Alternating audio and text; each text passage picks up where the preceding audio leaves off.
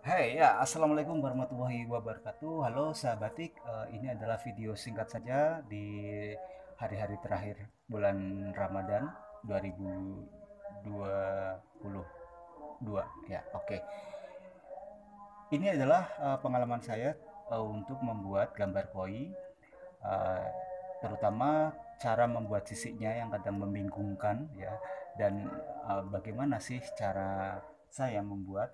Nah, ini pengalaman saya setelah membuat semacam torpedo ya, karena bentuk koi seperti itu ya, sesuai dengan gerakan yang kita inginkan di sini. Lalu saya membuat kerangka seperti spiral ini untuk menunjukkan arahnya, dia mau menghadap ke atas atau ke bawah. Nah, yang di sini saya sudah jadi ini menghadap ke atas. Jadi dari mulutnya ini, lubang mulutnya sudah kelihatan. Lalu kerangkanya seperti ini. Nah, jadi dia lebih ke atas. Kalau yang ke bawah ini kebalikannya, karena mulut ini lingkaran dan ini menghadap ke bawah, pengaruh perspektif, jadi lubangnya tidak terlihat, cuma bibir atasnya saja. Ini harusnya kan begini ya. Oke, lalu dari mulut ini, bentuk mulut, saya tarik garis tengahnya sesuai dengan gerakannya. Lalu ada kerangka ini saya bentuk uh, sesuai dengan gemuk tidaknya ikannya ya. Nah, kalau yang ini arahnya begini ya. Kalau ini kebalikannya. Nah, jadi dari sini saja kita bisa mengira-ngira bentuk koinya. Baik, dari sini lalu kita mulai dari mulutnya ini. Ya, ini ditemani anak-anak bocil di depan rumah yang lagi nunggu sahur. Ini tengahnya kita bikin ini mulut, bibir atasnya ya di sini, tengah bibirnya. Lalu di sini ada semacam tentakel atau sungutnya itu. Nah, lalu bibir bawahnya tidak terlihat ya karena dia menghadap ke bawah itu tadi. Lalu sebelum ke kepalanya di sini ada, nah, garis agak melengkung sedikit ini. Nah, ini lalu kita teruskan ke bentuk kepalanya. Ini mulutnya agak mencong sedikit ya. Nah, mungkin dia mau ke sana ya. Nah, lalu mata. Nah, mata koi ini tidak seperti mata mujair ataupun manfish yang presisi di samping. Matanya itu agak ke atas ya, dan belok gitu, menonjol gitu.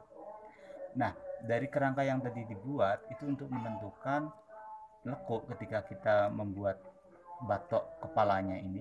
Nah, ininya. Nah, ya, sambil diiringi tadarusan di masjid dekat rumah. Nah, begini.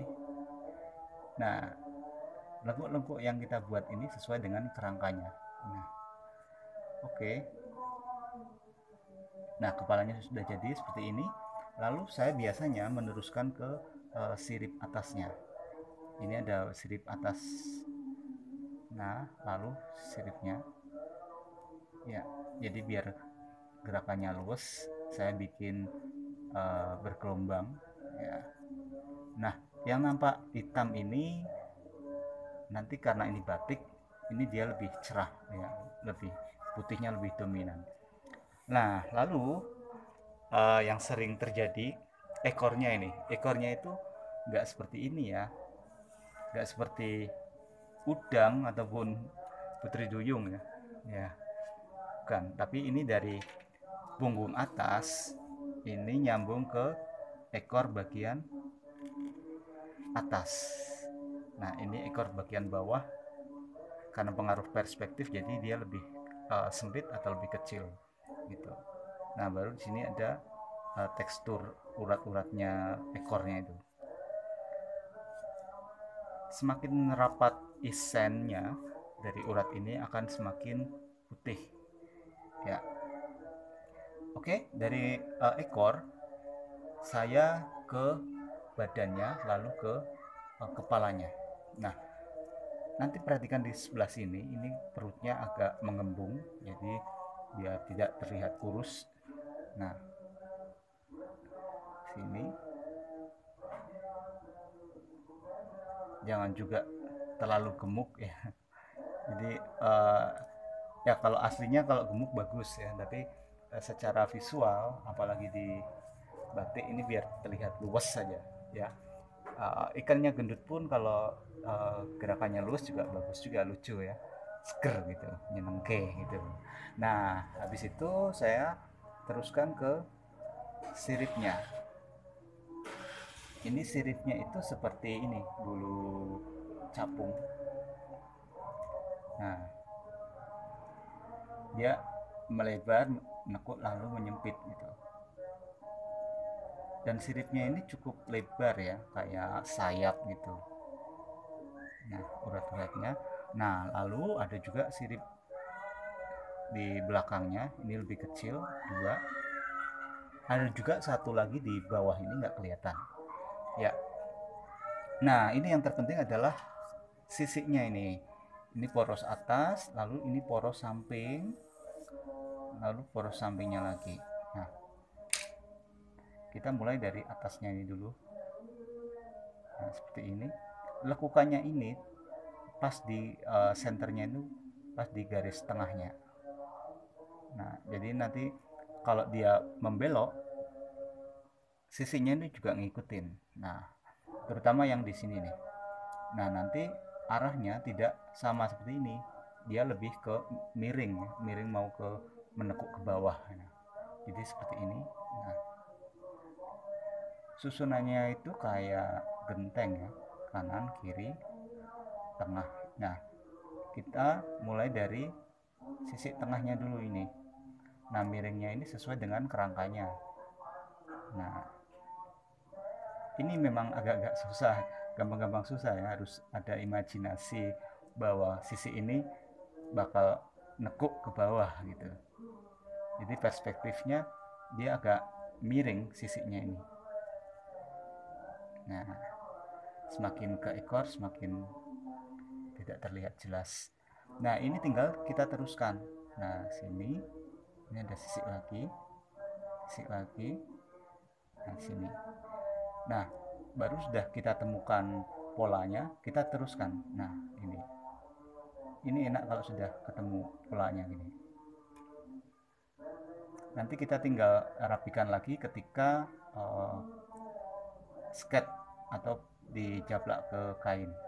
Tapi diusahakan ketika masih master desain seperti ini harus jelas ya motifnya. Nah seperti ini kira-kira. Ini video singkat saja, nanti detailnya ada di channel YouTube saya. Tapi masih belum dibikin nih, konsepnya masih dipersiapkan. Nah ini arahnya jadi menukik ke bawah.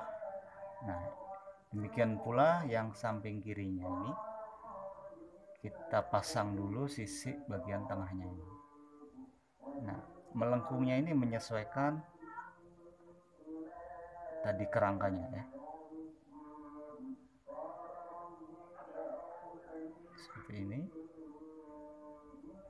sambil diiringi tadarusan di masjid dekat rumah. Karena ini pas malam Ramadan ya, mungkin setelah teman-teman nontonnya setelah Ramadan kok. Nah akan pangling. Nah oke, kita lanjut ke sini.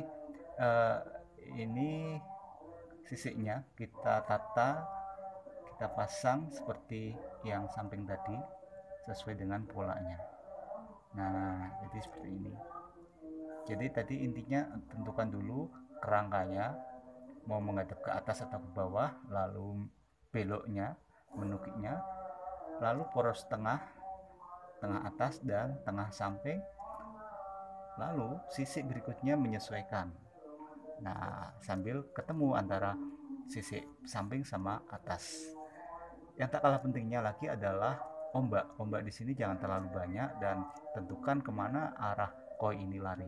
Kalau ini seperti ini misalnya, Nah, ini yang paling atas itu sirip ini, jadi dia lebih banyak membuat gelombangnya. Nah, sini jangan kebalik begini ya, kecuali kalau uh, apa namanya, koinnya berhenti ya, biasanya gelombangnya itu tidak memanjang seperti ini. Oke, kira-kira seperti ini dulu sahabatik, semoga menginspirasi. Terima kasih. Wassalamualaikum warahmatullahi wabarakatuh.